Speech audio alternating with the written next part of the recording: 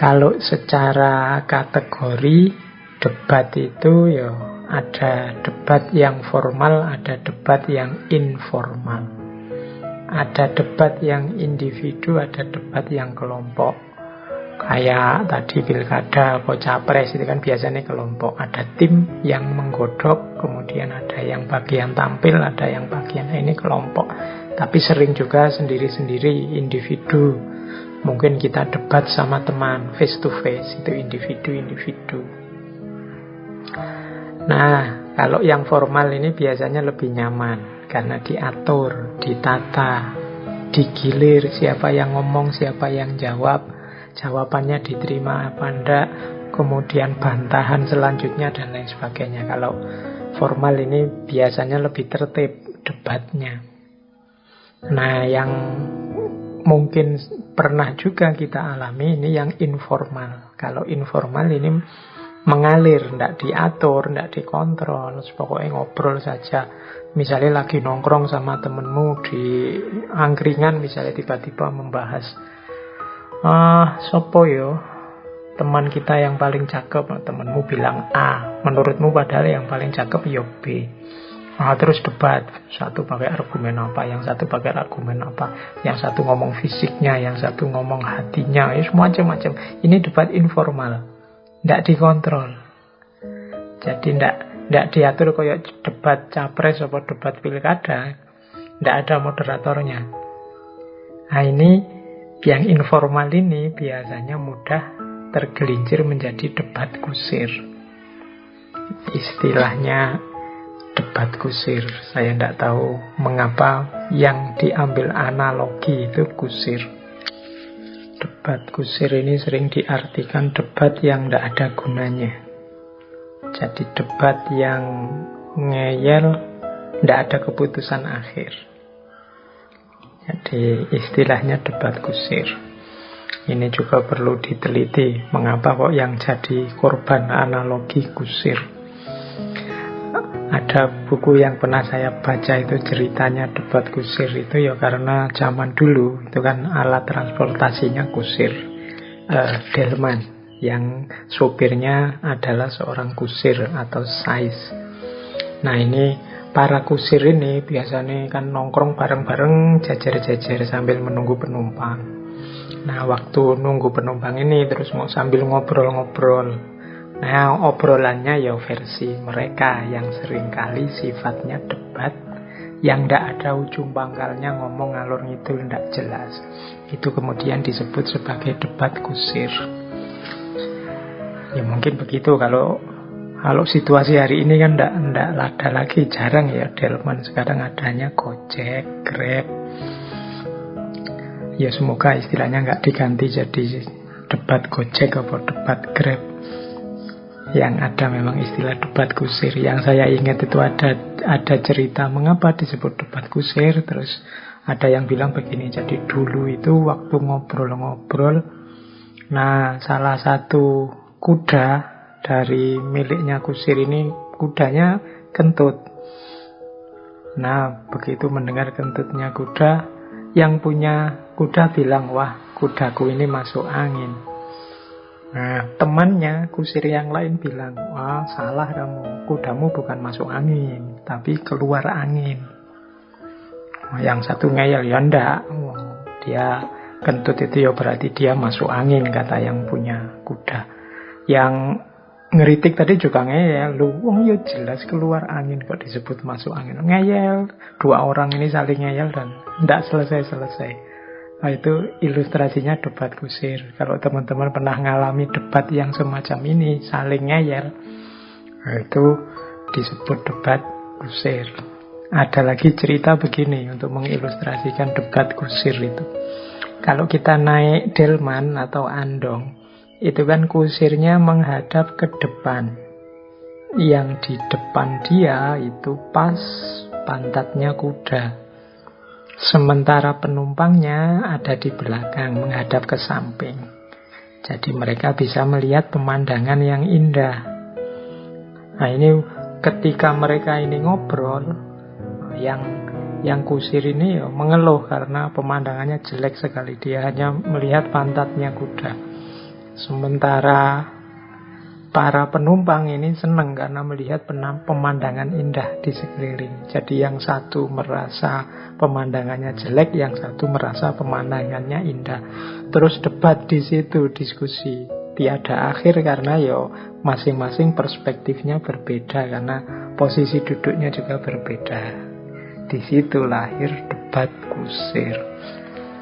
Saya tidak tahu jelasnya bagaimana, tapi ini sudah idiom, namanya istilah untuk jenis debat yang saling ngeyel, tidak jelas, masing-masing merasa benar, tidak ada keputusan akhirnya, cuma buang-buang waktu saja. Argumennya kadang dibikin-bikin, dibuat-buat, yang penting menang. Nah, ini jenis debat kusir. Kalau secara ilmiah maupun secara etis kita disarankan untuk tidak debat kusir. Mengapa? Yang pertama karena debat kusir itu sering lebih memperkeruh masalah daripada menyelesaikan masalah.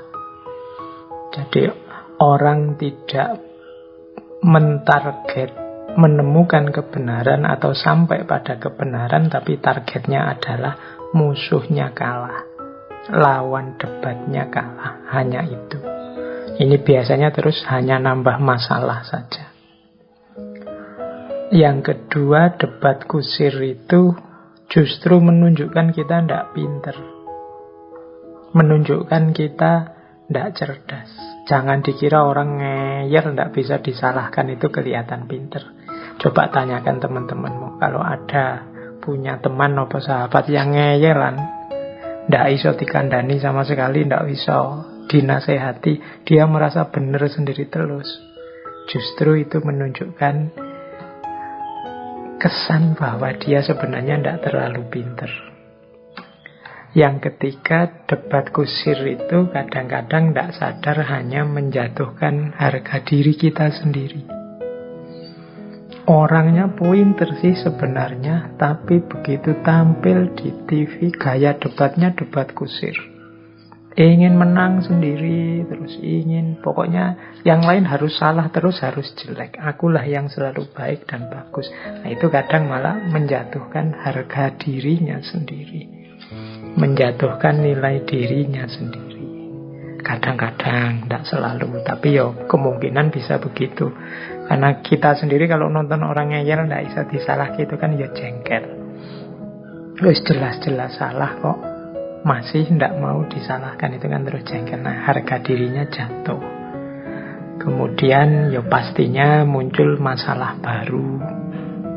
Dan yang terakhir, yang lebih tragis, mengapa jangan debat kusir itu karena seringkali debat kusir itu hanya membuang-buang waktu. Jadi 2-3 jam habis tapi tidak ada hasilnya. Terus apa keputusannya? Terus mana kebenarannya? Semuanya tolak-toleh, wong tadi cuma targetnya ingin menang. Maka sebelum kita masuk ke seni berdebat yang baik, ini saya ingatkan, semoga perdebatan-perdebatan yang kita lakukan setelah ini bukan debat kusir. Debat asal ngeyel, tidak pakai argumen, targetnya hanya biar musuhnya kalah, lawan debatnya ngaku kalah. Baik, ini pesan di awal. Terus kita lanjutkan lagi sekarang dengan sebelum masuk ke seni debat juga, ini kebetulan saya bawa ada beberapa ayat Al-Quran tentang jenis-jenis debat atau mujadalah yang dilarang. Dilarang itu berarti hindari, jangan debat yang polanya seperti ini. Yang pertama apa? Jangan berdebat untuk meruntuhkan kebenaran. Ini dalilnya bisa ditengok Al-Quran surat Al-Mu'min ayat 5. Wajadalu bil batili liyudkhidu bihil haqqo fa'akhadtuhum. Jadi, dan mereka berdebat untuk kebatilan demi menghancurkan kebenaran. Fa'akhadtuhum, ini firman-Nya Allah, maka aku menyiksa, menghukum mereka semua. Nah, jangan sampai ya, kalau sudah tegas kebenarannya, ndak usah debat. Hanya akan menghabiskan waktu, kuatirnya malah membuat kita geser dari kebenaran. Jadi, kalau buktinya sudah nyata, sudah terang, sudah jelas, ya sudah. Ini selain membuat jalan kita lurus, juga melatih mental kita. Jangan lupa, jiwa kita itu tergantung apa yang kita lakukan, kita biasakan. Kalau kita membiasakan diri menyeleweng dari kebaikan, membantah kebenaran yang telah jelas, khawatirnya jiwamu tidak peka terhadap kebenaran. Atau kebenaran kamu anggap kebatilan, kebatilan kamu anggap kebenaran. Itu yang sering kita sebut jiwanya jadi gelap. Karena tidak bisa membedakan mana cahaya, mana kegelapan. Yang sudah jelas-jelas cahaya dianggap gelap, yang gelap dianggap cahaya. Jadi jangan debat tentang hal untuk meruntuhkan kebenaran atau tentang hal yang sudah jelas kebenarannya. Oke. Ya, selain surat Al-Mu'min ada surat An-Anfal ayat 6. Yujadilunaka fil haqqi ba'dama tabayyana. Mereka itu mendebatmu dalam kebenaran padahal sudah jelas. Jadi jangan debat untuk meruntuhkan kebenaran, jangan debat untuk hal yang sudah jelas kebenarannya. Kemudian yang ketiga, jangan debat tanpa punya bekal ilmunya. Jadi ini disebut oleh Allah dalam surat Ali Imran ayat 66. Ha antum haula'i hajajtum fima lakum bihi ilmun. Inilah kalian yang berhujjah, berdebat tentang apa yang kalian tahu. Falima tuhajjuna fima laisa lakum bihi ilmun.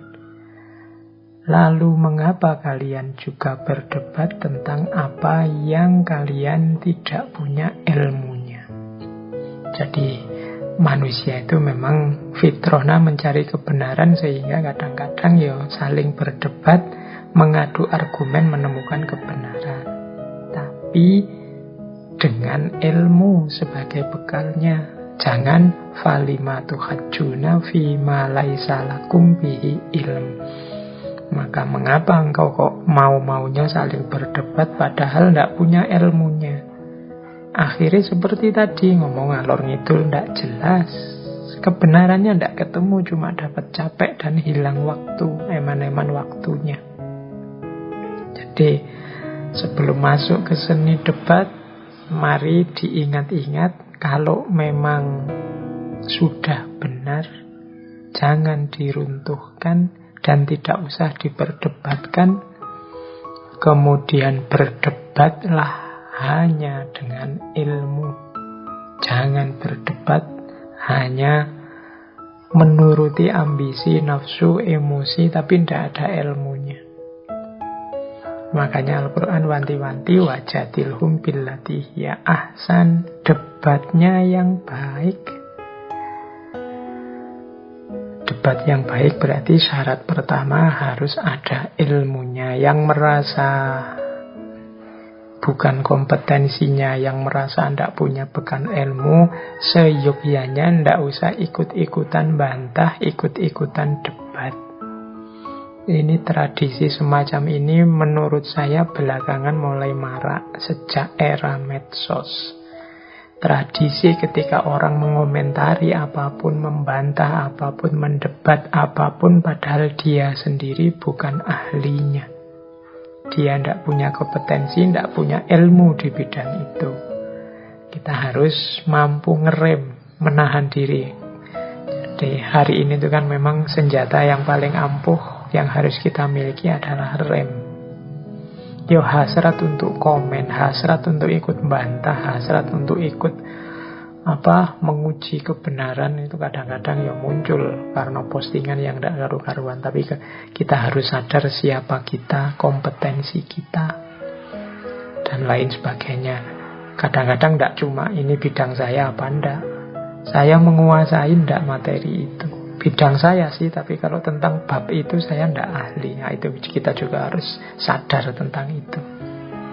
Oke, jadi jangan meruntuhkan kebenaran, jangan memperdebatkan yang sudah jelas benar. Kemudian yang ketiga, jangan berdebat kalau enggak ngerti ilmunya.